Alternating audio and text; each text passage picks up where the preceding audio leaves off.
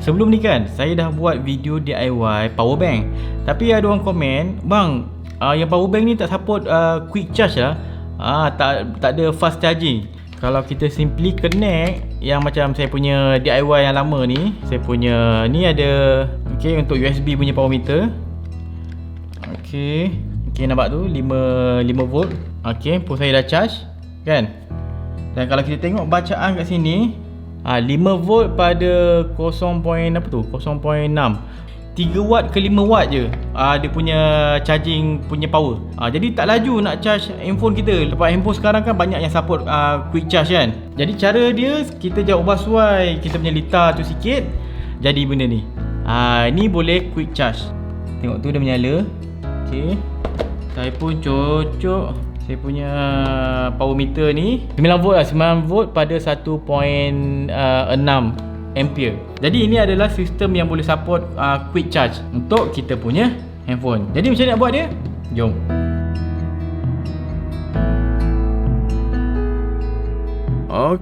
First saya ada USB quick charge module.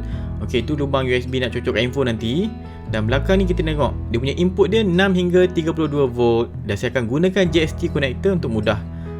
Tu letak satu situ. Saya nak terang kejap lagi. Dan saya ada 3 bateri lithium ion yang 18650. Ni 3.7 volt. Kalau kita charge dia jadi 4 volt lebih kurang. Saya akan sirikan dia, sebab kalau siri akan dapat 12 volt dan connect dekat kita punya modul. Dan sini saya ada 3S BMS, Battery Management System, untuk charge kita punya bateri, control power kita. Nampak tu, ni bateri kita akan connect kat kita modul. Dan daripada modul tu kita akan charge handphone kita. First saya nak settlekan bateri dulu. Saya ada case kat sini. Saya gamkan saya punya case ni sebab saya tak beli 3 punya. Kemudian itu dia positif, dan negatif belakang saya akan connectkan jadi siri semuanya. Positif ke negatif, positif ke negatif. Kemudian saya pun patrilah. Ini B negatif, wayar hitam sebab negatif, dan B positif, wayar merah sebab dia positif. Untuk bateri 1 dan bateri 2 ni kita ada 2 lagi connection tau. Macam mana nak sambung, korang boleh refer gambar rajah ni. Bagi mudah. Saya pun patrilah bateri 1 dengan bateri 2 saya. Sikit lagi. Alright, done. Settle. Saya akan connect pula JST connector saya ni, male dengan female, dekat bahagian power ni, positif dan negatif. Masukkan bateri. Last bateri kita tengok hidup tak hidup panas tak panas. Bila tak panas maksudnya litar kita saya connect dengan modul saya tadi, tengok menyala tak? Cun, hidup. Dan berlampu situ. Kita test. Ambil ni kita punya USB ammeter ataupun power meter kita. Cocok tengok 5 volt. Dia dah turunkan sebab asalnya bateri kita ni 12 volt. Kan dia dah turunkan, kita charge pula lepas ni, dan tengok dia akan naik. Saya cocok dekat handphone saya. Dia charge tu. Kita tengok dia punya voltage.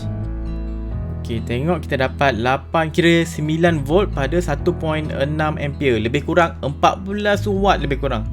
Untuk charge pula, untuk charge kita punya bateri ni, saya cocok je DC power supply yang 12 volt.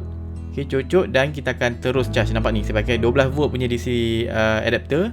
Walaupun kita punya BMS ni boleh sampai 10 ampere, tapi kita tak boleh buat. Sebabnya kita punya bateri ni satu siri je.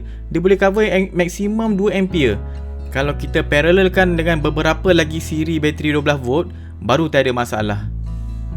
Bila dah okey semua, korang boleh simpan lah dekat tempat yang korang rasa nak simpan. Kalau contoh ni saya pakai Tupperware je, nak cantik, tebuk lubang kat Tupperware ni, dah boleh cocok dari luar.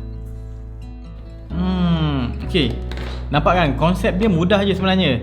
Kita just kena ada satu board yang convertkan power. Kita ada power tu pulang lah daripada bateri ke, daripada bateri kereta ke, bateri lithium ion yang kita dah sirikan jadi 12 volt ke, ataupun kita ada power supply direct daripada DC power supply yang 12 volt pun boleh juga. Sekarang kita nak convert power tu kepada power yang boleh diterima oleh kita punya handphone. Sebab contoh kalau kita pakai Android, kita ada Qualcomm punya quick charge. Dengan quick charge ni dia boleh charge laju dan dia selamat untuk charge. Kalau macam sebelum ni, kita kadang-kadang mungkin boleh overcharge kalau handphone lama. Sebab tu banyak handphone lama yang bateri dia menggelembung. Yang handphone sekarang jarang ada masalah bateri menggelembung. Satu sebab original, satu lagi sebab sistem charging tu dah advance. Jadi kalau kita tidur malam just charge je, bagi saya lah tak ada risau apa dah, kecuali handphone dia ada masalah. Itu cerita lain. Tapi kalau handphone dia okey, normal, tak ada masalah. Bagi saya tak ada masalah nak apa charge overnight, ikut pemahaman saya lah kan. So itulah, itu saja. Kita ada sumber power tu kita adjust supaya ikut spesifikasi kita punya quick charge kat handphone kita. Kita ada board dia tadi, saya tunjukkan tadi kan. Lepas tu terus cocok kat kita punya handphone, settle kita punya sistem quick charge. Kalau korang nak pakai bateri, boleh pakai bateri. Kalau nak ubah suai letak dekat motor ke, dekat kereta ke, konsep dia sama. Sebabnya 12 volt, dia boleh terima tadi board tadi, dia boleh terima daripada 6 volt hingga ke 32 sampai 32 volt dia boleh terima. So kalau voltage tu varies, kejap-kejap naik, kejap turun, tak ada masalah sebab dia akan stabilkan voltage tu untuk masuk dekat dalam kita punya handphone. Kalau nak pakai solar panel direct pun tak ada masalah. Okay. Jadi itu saja untuk video kali ini. Tak ada apa dah. Saya Wan Syafiq. Jangan lupa follow Berani Buat, subscribe YouTube Berani Buat. Jumpa lagi. Assalamualaikum.